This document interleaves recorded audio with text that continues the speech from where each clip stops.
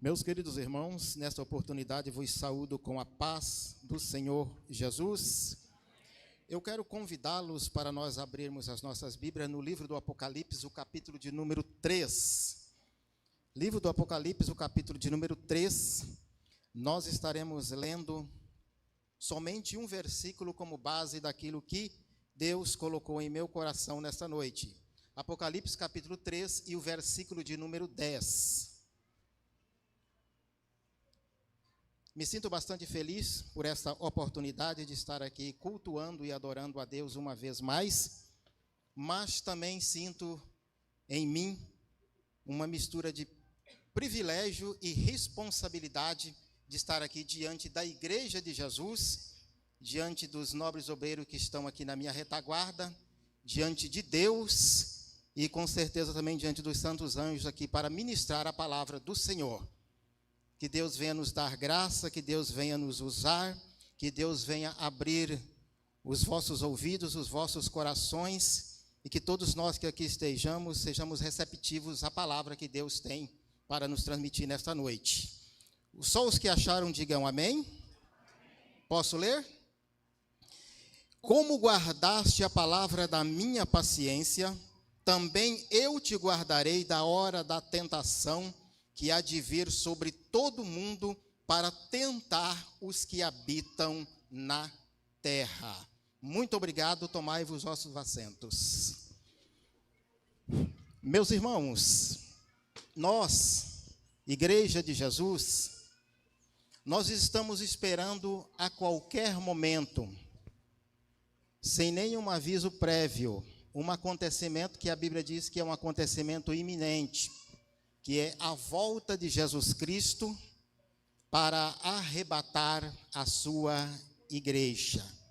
Este acontecimento, ele é iminente. Não há nada que precise acontecer para que ele aconteça. Ele pode acontecer a qualquer momento. É bem possível, é bem provável que muitos se deslocarão das suas casas em direção à igreja e poderão ser surpreendidos no meio do caminho pelo arrebatamento da igreja.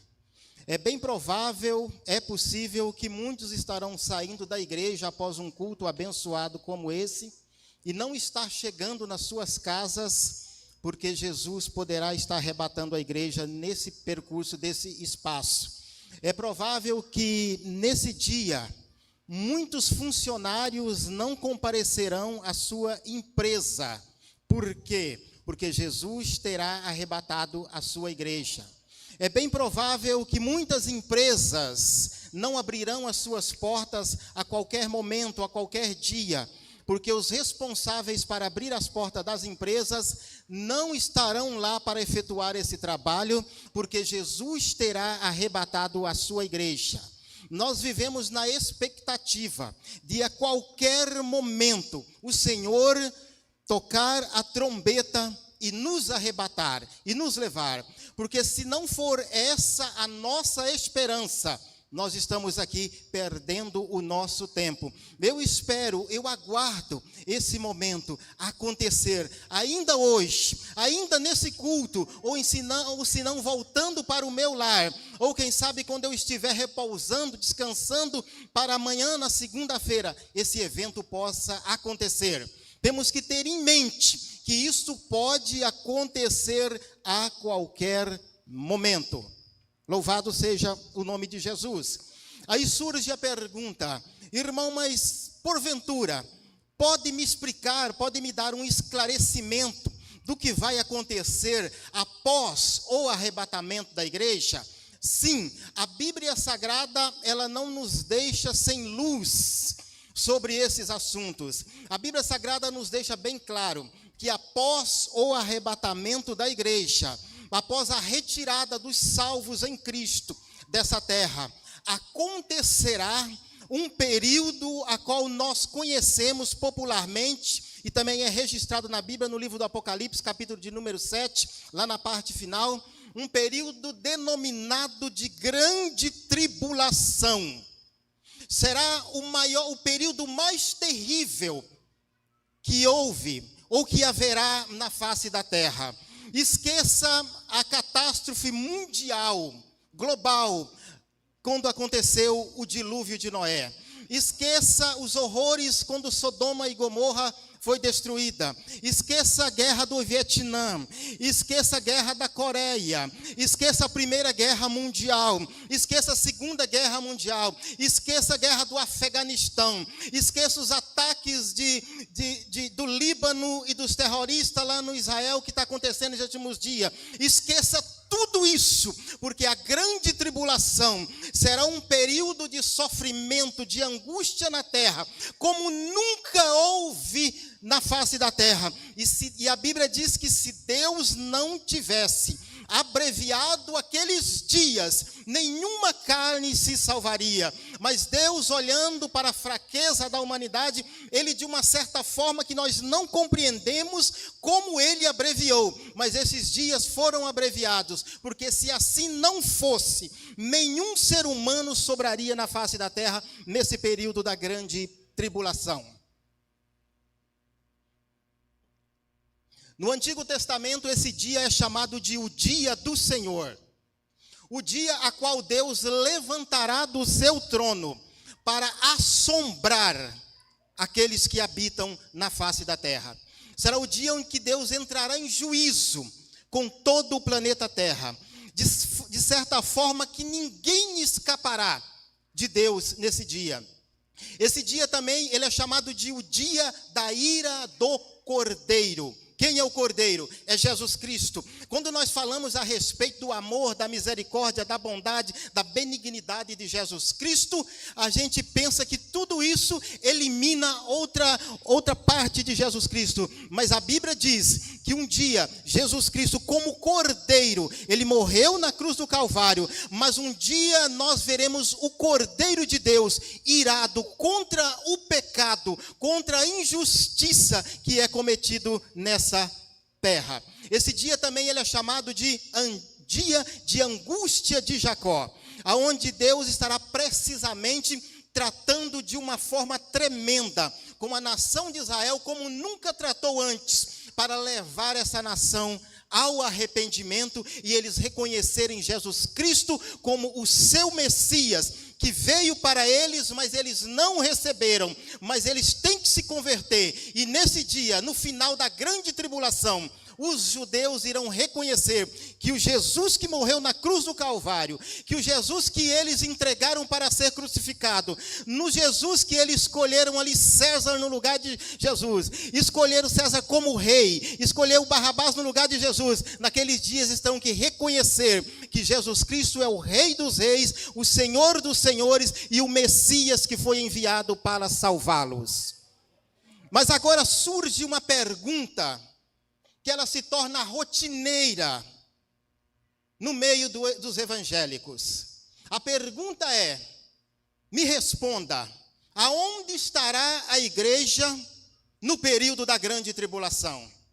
Sobre esse ponto de vista, sobre esse tema, tribulação, surge a pergunta, aonde estará a igreja? Aí aparece no mínimo 3 escolas para dar a interpretação, para dar a resposta. Aparece a escola que diz que é a escola pré-tribulacionista, que afirma que o Senhor Jesus Cristo arrebatará a igreja antes da grande tribulação.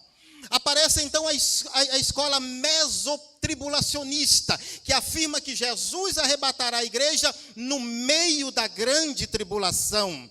Aparece então a terceira escola interpretativa, dizendo que Jesus arrebatará a igreja, os pós-tribulacionistas, que Jesus arrebatará a igreja no final da grande tribulação. Confesso para os irmãos, tem muitos assuntos da escatologia bíblica que eu ainda desconheço, estou procurando entender, mas sobre uma coisa eu tenho convicção e defendo pessoalmente, e defendo diante de uma pessoa, ou diante da igreja, como defendo nesse dia, a igreja do Senhor Jesus Cristo, sobre o ponto de vista bíblico, dando uma resposta bíblica, a igreja será arrebatada antes do período da grande tribulação. Antes da grande tribulação, num abrir e fechar de olhos, a igreja do Senhor Jesus, ela será arrebatada, ela será transformada. Os mortos serão ressuscitados em corpos incorruptíveis. E nós estaremos dando um adeus a este mundo para a glória do nome de Jesus Cristo. Louvado seja o nome de Jesus.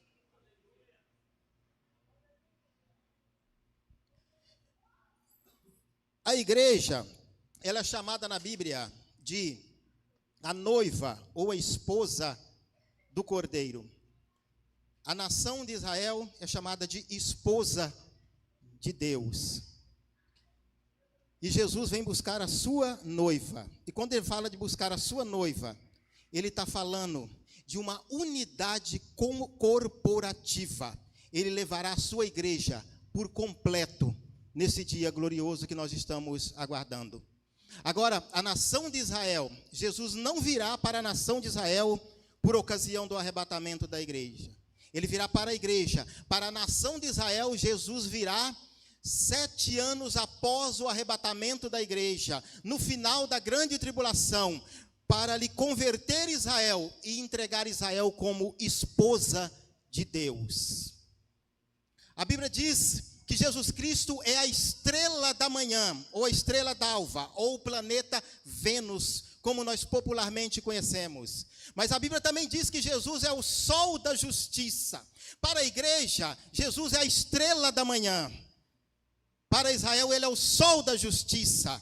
Quem quiser se levantar amanhã de manhã e a noite e a madrugada não estiver nublada, preste atenção. Primeiramente você verá a estrela da manhã aparecer. Logo após então você verá o sol aparecer. Isso já indicando aqui, irmão, na cosmologia que nós estamos vendo aqui, na astronomia que nós estamos vendo, que primeiro Jesus vem como estrela da manhã, arrebatando a igreja. Depois ele aparece como sol da justiça para converter a nação de Israel. Louvado seja o nome de Jesus.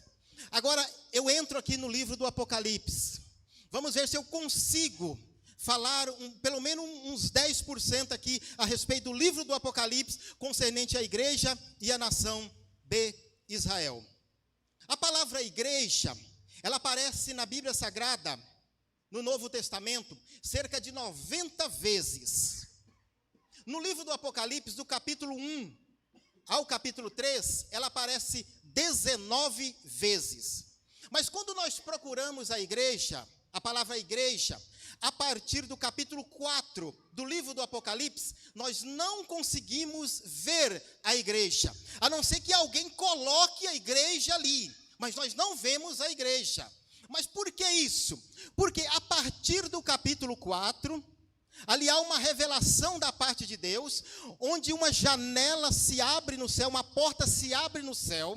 O apóstolo João é convidado para subir e para ver as coisas que brevemente deve acontecer.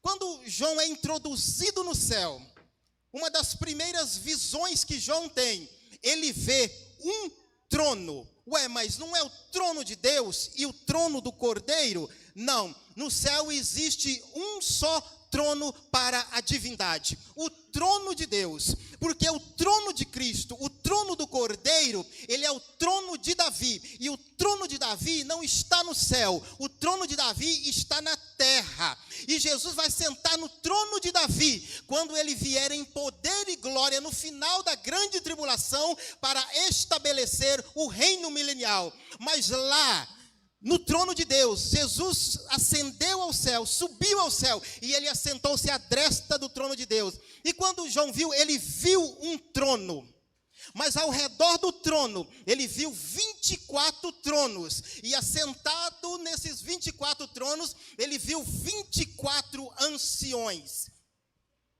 Ancião na Bíblia ali representa, sem sombra de dúvida, a igreja que já foi arrebatada e a igreja que já foi ressuscitada. Lá no livro de Êxodo, capítulo 19, quando Moisés é convidado por Deus para subir no Monte Horebe para receber instruções da parte de Deus, ele vai, recebe as instruções, quando ele volta, ele convoca os anciões. ele, ao convocar os anciões, ele passa as instruções de Deus para os anciões repassar as instruções de Deus para a comunidade israelita. Quem tivesse capacidade para ali repassar a mensagem para 1000, repassava para 1000. Quem tivesse para 500, repassava para 500. Quem tivesse capacidade para passar para 100, passava para 100. Então aqueles anciões foram chamados diante de Moisés, representando toda a comunidade de Israel. No capítulo 20 do livro de Atos dos Apóstolos, Paulo, quando está na cidade de Mileto, a 48 quilômetros de Éfeso, ele manda um mensageiro ir até a cidade de Éfeso e trazer os anciões da igreja. Não mandou trazer a igreja toda, mandou trazer os anciões da igreja para ele passar as últimas instruções para os anciões, e os anciões então passassem as instruções para a igreja.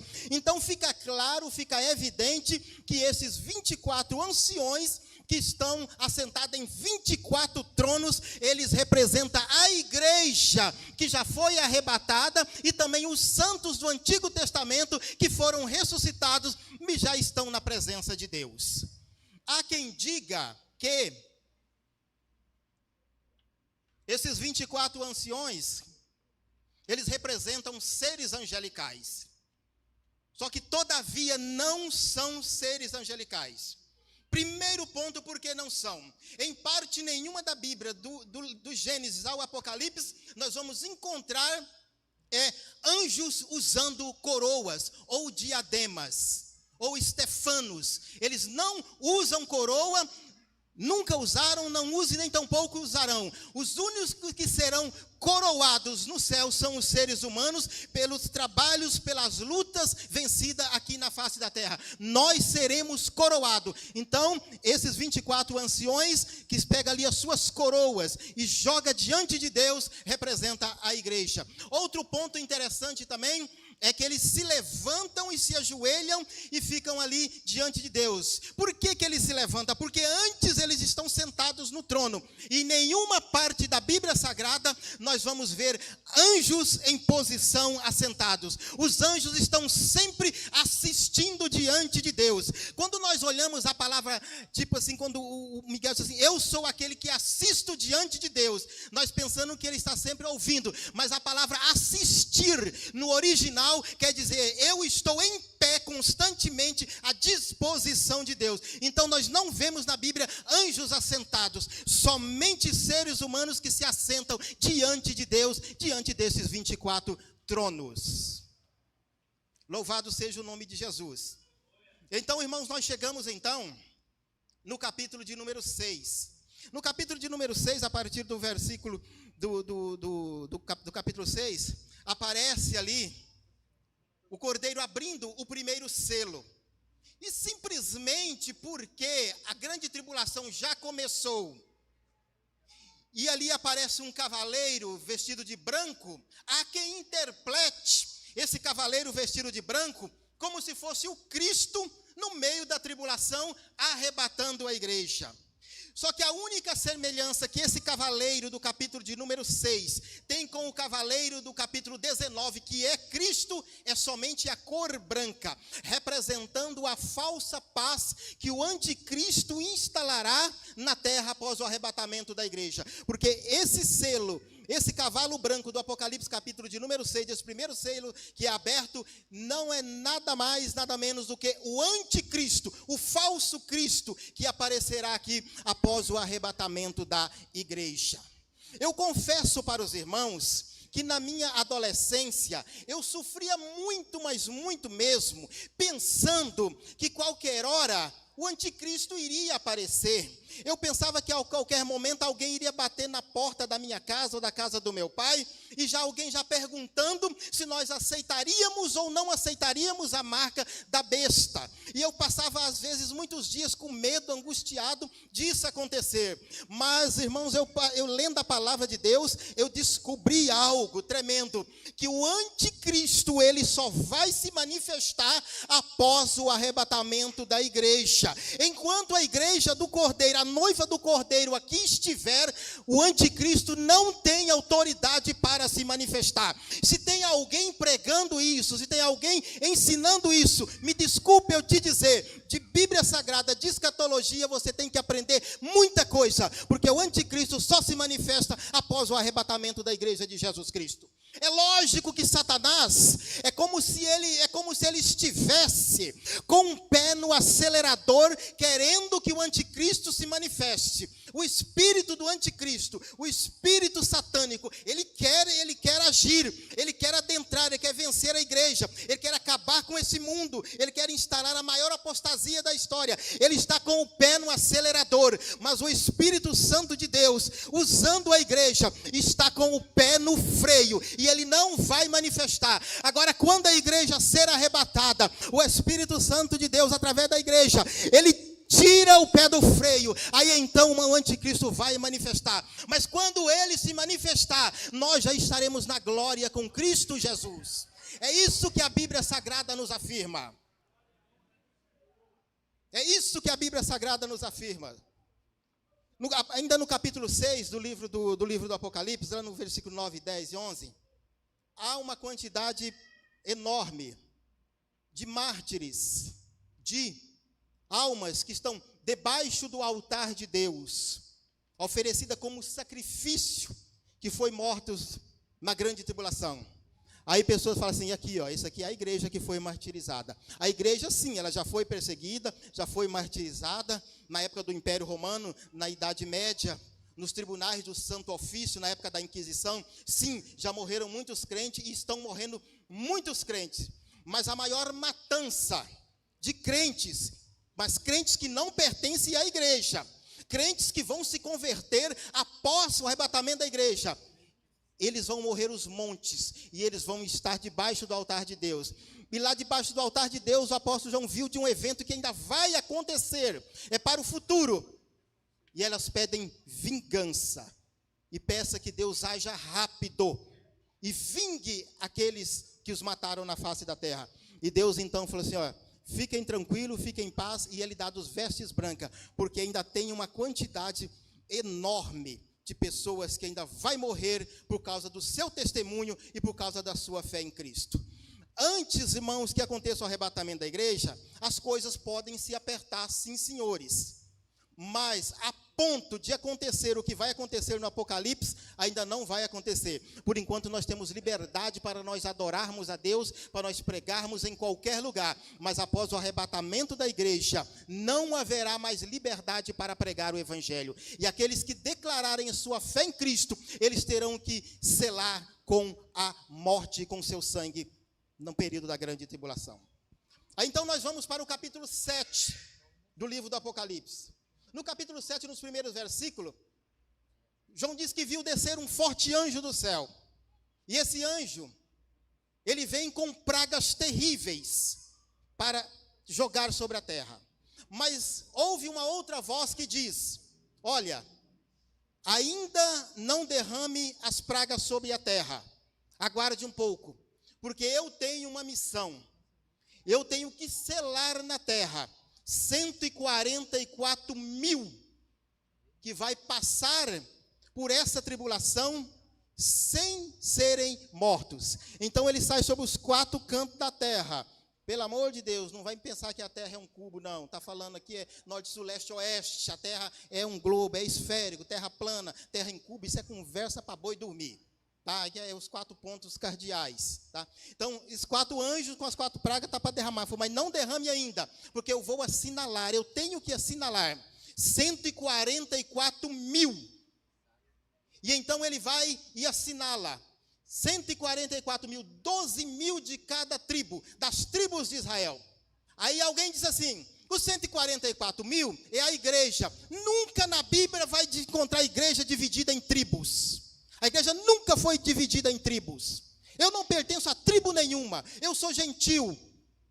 Eu não sou descendente biológico de Abraão, de forma nenhuma. Sou descendente biológico de africanos misturado com índios. Isso sim, mas não sou descendente biológico de Abraão. Então são das 12 tribos de Israel que vai ser assinalado. Mas há quem diga que eles são os 144 mil que são os selados de Deus. São os 144 mil privilegiados que vão para o céu. Estão ensinando por aí isso. E chega ao cúmulo de dizer o seguinte, olha, dos que vão entrar no céu, somente 144 mil. Só que daí a matemática não bate. Porque esse grupo que ensina que só 144 mil irão para o céu, o número de seguidores da denominação, da seita deles, se completou no ano de 1933. E para cá, de 1933 para cá, vai para onde? É ensinado para que eles têm que fugir do Armagedon.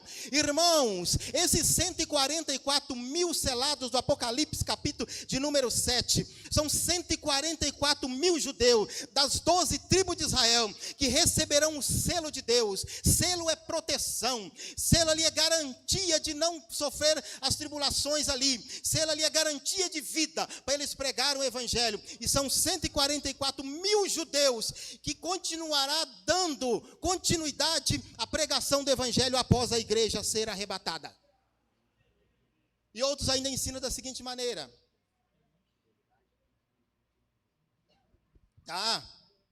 os 144 mil é a igreja remanescente, é a igreja que não se contaminou com a prostituição de Babilônia, é a igreja que guarda o sábado.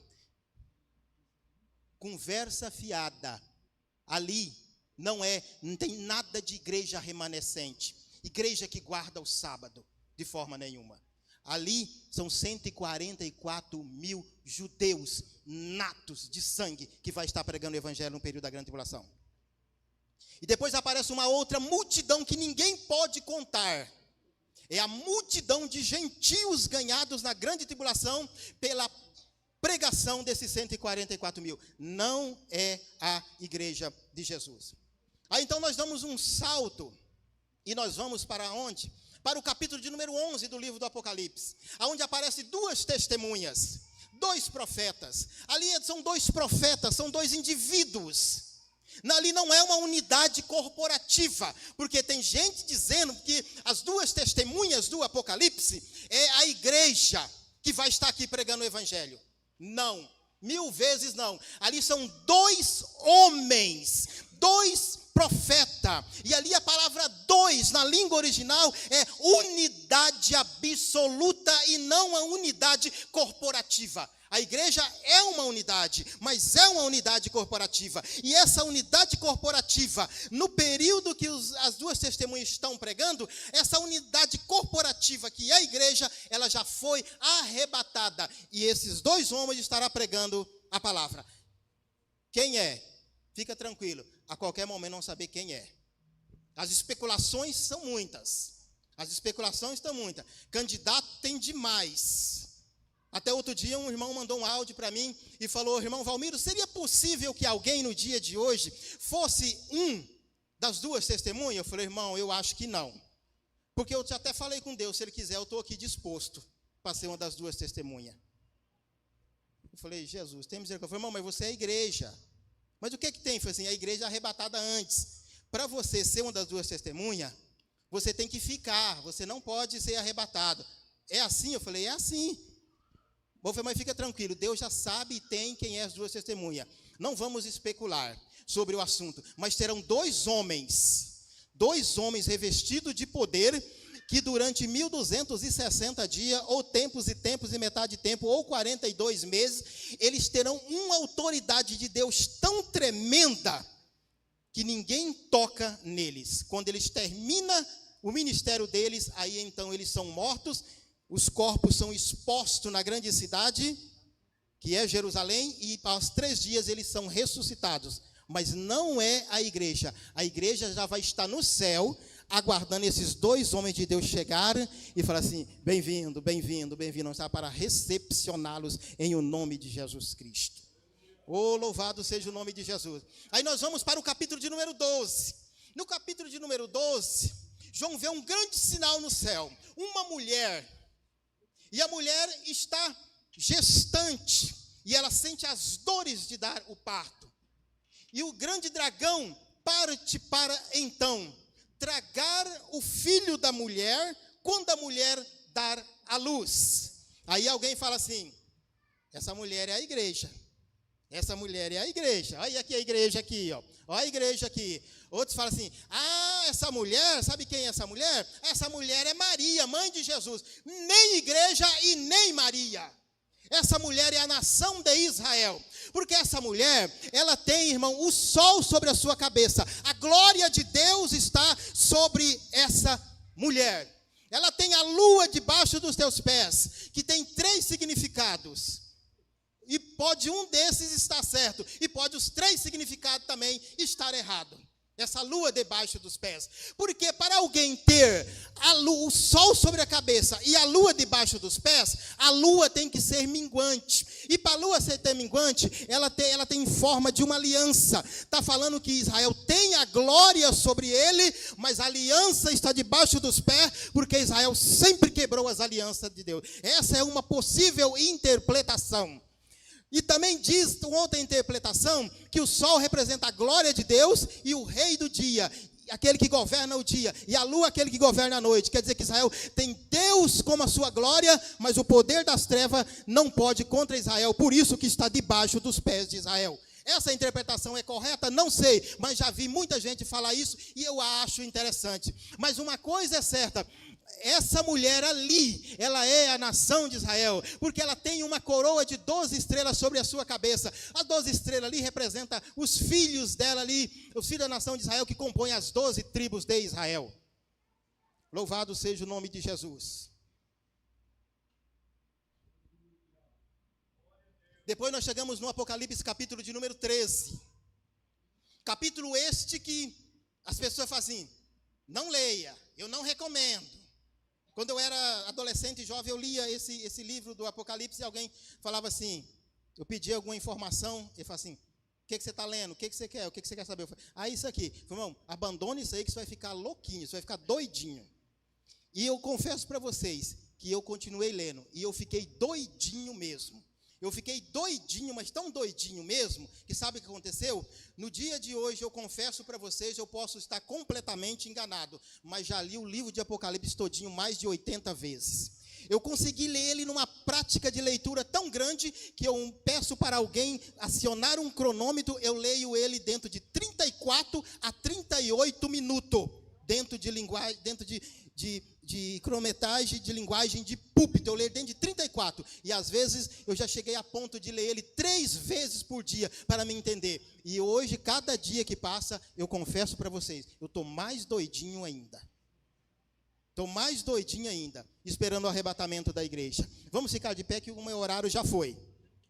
No capítulo 13, no versículo 9, nós encontramos um versículo muito interessante, que diz assim: se alguém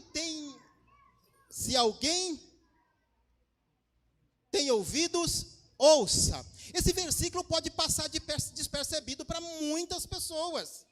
Mas por que esse versículo é importante? E esse versículo, ele comprova que a igreja foi arrebatada. Pelo simples fato. Porque quando Jesus escreve as cartas para as 7 igrejas da Ásia, todo final da carta tem lá uma frase dizendo assim, ó: quem tem ouvidos, ouça o que o Espírito diz às...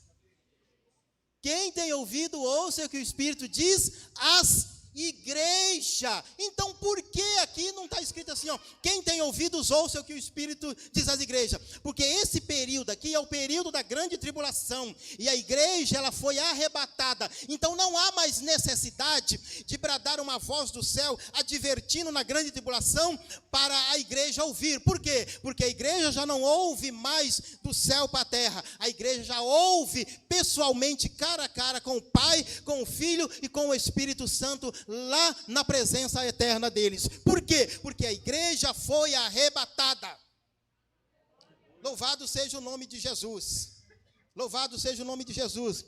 No capítulo 19 do livro do Apocalipse, no versículo de número 7, diz: regozijemo-nos e alegremo-nos e demo-lhes glória, porque vindas são as bodas do Cordeiro, e já a sua esposa se aprontou. Quando foi que a igreja se aprontou? Foi aqui na terra? Em partes, sim. Mas o derradeiro aprontamento da igreja, o derradeiro embelezamento da igreja, o derradeiro ataviamento da igreja, da noiva de Jesus Cristo, ela vai acontecer no tribunal de Cristo após o arrebatamento da igreja. Então diz assim, alegremos e demos glória, porque a igreja acabou de chegar. E por que ela acabou de chegar? Porque ela passou pelo tribunal de Cristo e agora ela está como noiva diante do Senhor Jesus Cristo. Louvado seja o nome de Jesus, aleluia. Irmãos queridos, louvado seja o nome de Jesus. O Senhor nos arrebatará a qualquer momento, aleluia. Não fique dizendo assim, ó, tem esse sinal, tem aquele sinal, aconteceu esse, aconteceu aquele, aconteceu isso. O Apocalipse está se cumprindo. Não, senhores, pelo amor de Deus, o Apocalipse ele só vai se cumprir na íntegra, os seus sinais, após o arrebatamento da igreja. Antes do arrebatamento da igreja, nada do Apocalipse vai se cumprir. O rio Eufrates está secando, tem uma lua de sangue, tem um terremoto acontecendo, tem um meteoro em forma de um charuto para bater na terra. Isso é cumprimento do Apocalipse. Não, não e não. O Apocalipse não é para o período da igreja. O Apocalipse é para ser defragado, derramado em forma de taças na terra após a retirada da igreja aqui da terra. Antes disso não tem nada para acontecer aqui. E tem, Apocalipse está se cumprindo. Não. Eu faço um rápido convite aqui, porque, olha, já passou das 9 horas. Eu faço um rápido convite. Cadê as pessoas que, quem sabe, não quis se manifestar, que ainda não são crentes? Venha aceitar a Jesus como Salvador. Você que está distante dos caminhos do Senhor, eu convido você, venha aceitar a Cristo como Salvador. Porque a qualquer momento, o Senhor Jesus Cristo, Ele dará ordem e a igreja será arrebatada para o céu. E se você não fizer parte da igreja, infelizmente eu tenho uma péssima notícia para você. Você vai ficar, e você vai ficar por conta aqui nessa terra, porque após a igreja ser arrebatada, hoje aqui nós pregamos a salvação aqui é pela fé, pela graça e pelo sangue de Jesus Cristo, mas na grande tribulação só vai ser pela fé e pelo sangue. A graça vai ser retirada da terra, e você